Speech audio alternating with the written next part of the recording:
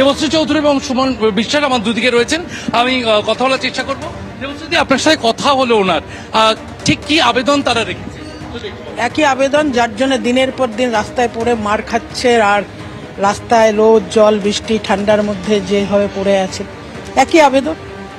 একজন যোগ্য চাকরি প্রার্থী পড়াশুনো করে পরীক্ষা দিয়ে চাকরির পরীক্ষায় পাশ করে চাকরি পাওয়ার পর সংসার করার পর পরিবার সমাজের সামনে তার চাকরি গলে যা পরিস্থিতি হয়, সেই অসহায় ছেলেমেয়েরা সবার দ্বারে দ্বারে যাচ্ছে।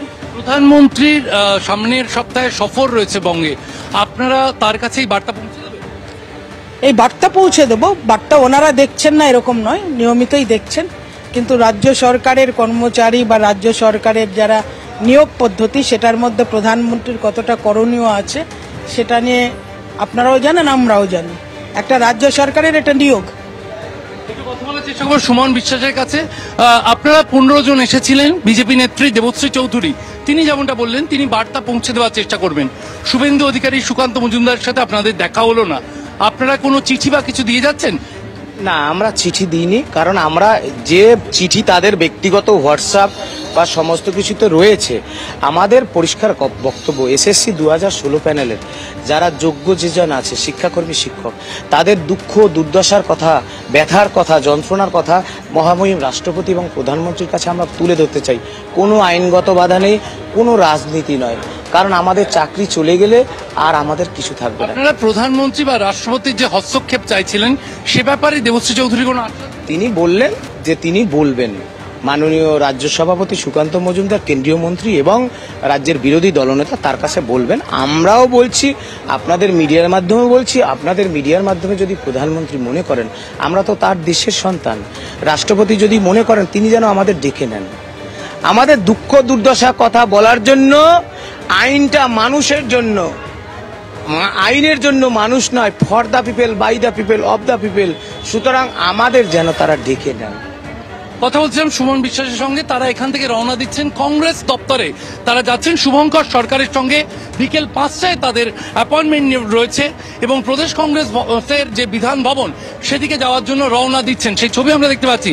এখানে কিন্তু একেবারে যে গাড়ি পাঠানো হয়েছে কংগ্রেস দপ্তর থেকে, যে গাড়ি পাঠানো হয়েছে রাজ্য বিজেপি দপ্তর থেকে, তারা বের হলেন এবং প্রদেশ কংগ্রেস দপ্তর থেকে এসেছে গাড়ি। আমি জানি না কোথা থেকে এসেছে। আমরা দলীয় শৃঙ্খল ভেঙে সবার কাছে যাচ্ছি, সব রাজনৈতিক সরকারের কাছে হ্যাঁ যাচ্ছি। প্রদেশ কংগ্রেসের সভাপতি আমরা যাচ্ছি এই কারণে ওই রাষ্ট্রপতির সঙ্গে একটু দেখা করি। অর্থাৎ যে কথা বলছিলাম দেবস্মিতা, রাজ্য বিজেপি দপ্তর, সল্টলেকের রাজ্য বিজেপি দপ্তর 1.5 ঘন্টার কাছাকাছি তারা এখানে ছিলেন দেবশ্রী চৌধুরীর থেকে আশ্বাস পেয়ে। এখন শুভঙ্কর সরকার প্রদেশ কংগ্রেস সভাপতির তরফ থেকে যে গাড়ি এসেছে সেই গাড়িতে তারা বিধান ভবনের উদ্দেশ্যে, এন্টালিতে বিধান ভবনের উদ্দেশ্যে রওনা দিলেন। সেখানে প্রদেশ কংগ্রেস সভাপতির সঙ্গে তাদের আজ যে কথা বলার কথা এমনটাই জানিয়ে গেলেন। অর্থাৎ তারা বিজেপি দপ্তরে গিয়েছিলেন, যেখানে গিয়ে তারা প্রধানমন্ত্রী এবং রাষ্ট্রপতির হস্তক্ষেপ চেয়ে বিজেপি যারা নেতৃত্ব রয়েছে তাদের সঙ্গে তারা কথা বলেছেন। আর এবার তারা কংগ্রেসের যে প্রদেশ কংগ্রেস সভাপতি শুভঙ্কর সরকারের সঙ্গে দেখা করার জন্য রওনা দিলেন। আর এই যে বিজেপির দপ্তরে তারা গিয়েছিলেন, কুণাল ঘোষ তিনি কি বলছেন শোনাবো। দেখুন, যাদের চাকরি গিয়েছে তাদের মানসিক যন্ত্রণা আছে। মাননীয় মুখ্যমন্ত্রী তার আইনি লড়াই, সুপ্রিম কোর্টে রিভিউ পিটিশন ইত্যাদি সমস্ত রকম ব্যবস্থা করেছেন। তার পাশাপাশি ইন্টারিম পিরিয়ডে কি কি রিলিফ দেওয়া যায় সেগুলো ঘোষণা করেছেন। তারপরেও যারা বিকাশ ভবনে গিয়ে কোনো রকম গেট ভাঙছেন, স্টাফদের বেরোতে দেব না, অশান্তি করছেন, তারা তো কোনো না কোনো দলের রাজনৈতিক প্ররোচনাতেই, ভুল পরামর্শে তাদের আবেগ বা যন্ত্রণাকে ব্যবহার করার জন্যই এই কাজগুলো করেছেন। এখন সরাসরি তাদের পার্টি অফিসে গিয়েই যদি কেউ দেখা করতে যান তাহলে বুঝে নেবেন কারা এই কাজগুলো পেছন থেকে করাচ্ছিল। অর্থাৎ একদিকে আপনাদের সামনে রাখলাম চাকরিহারা শিক্ষক শিক্ষিকাদের একাংশ তারা বিভিন্ন রাজনৈতিক দলের কাছে আবেদন করছেন, অন্যদিকে তারা যেভাবে মার খেয়েছে পুলিশের হাতে তাদেরই বিরুদ্ধে এবার একেবারে মামলা করা হয়েছে, থানায় তলব করা হয়েছে এবং চাকরিহারা শিক্ষকরা তারা জানিয়েছেন যে আইনজীবীর পরামর্শ নিয়েই তারা থানায় যাবেন। কি বলছেন তারা এবার আরো বিস্তারিত তথ্য রাখবো। বিকাশ ভবনের সামনে চলে যাব, হিন্দল দে আমাদের প্রতিনিধি রয়েছেন আমাদের সঙ্গে সরাসরি। হিন্দল, একেবারে দেবস্মিতা, তোমাকে বলে রাখি, শিক্ষক শিক্ষিকাদের একাংশে যখন বিভিন্ন রাজনৈতিক দলের কাছে আবেদন রাখছেন যে রাষ্ট্রপতি এবং প্রধানমন্ত্রীর সঙ্গে দেখা করার জন্য, এবং আরেকটা চিত্র তোমাকে দেখাবো, যে চিত্রটা গত 15 দিন ধরে ঠিক একই রকমভাবে বিকাশ ভবনের সামনে রয়েছে, অর্থাৎ কিনা চাকরিয়ারা, সেই সব শিক্ষক শিক্ষিকারা তারা কিন্তু তাদের আন্দোলনে অনড়, তারা তাদের সিদ্ধান্তে অনড়, এবং তারা যেটা বলছেন যে তাদেরকে তারা কোনো রকম পরীক্ষা দেবেন না, তাদেরকে আবারও পুনর্বহাল করা হোক তাদের নিজ নিজ জায়গায়। এবং এর মধ্যেই যে ঘটনা ঘটে গিয়েছে, যে পুলিশের সঙ্গে যে গণ্ডগোলের পরিস্থিতি তৈরি হয়েছিল, পুলিশ মারধর করেছিল, যে চিত্র উঠে এসেছিল, এবং শুধু তাই নয়, রাজনৈতিক নেতৃত্ব তারাও মারধর করেছিল। এই ঘটনার পর পুলিশ একটা স্বতঃপ্রণোদিত মামলা করে এই শিক্ষক শিক্ষিকাদের বিরুদ্ধেই, যেখানে কিন্তু রীতিমতো বিভিন্ন রকম ধারা দেওয়া হয়েছে, সরকারি সম্পত্তি ভাঙচুর, সরকারি কর্মচারীদেরকে আটকে রাখা, এবং এই ধরনের যে মামলা, সেই মামলার পরিপ্রেক্ষিতেই কিন্তু রীতিমতো পুলিশের তরফ থেকে তাদেরকে তলব করা হয়েছে। আমরা সরাসরি কথা বলে নেব। হাবিব, তিনি শিক্ষক, এখানে রয়েছেন, তিনিও এই আন্দোলনের সঙ্গে দীর্ঘ এই যে 15 দিন ধরে যে লড়াই, সেই 15 দিনের লড়াইয়ে তিনি রয়েছেন।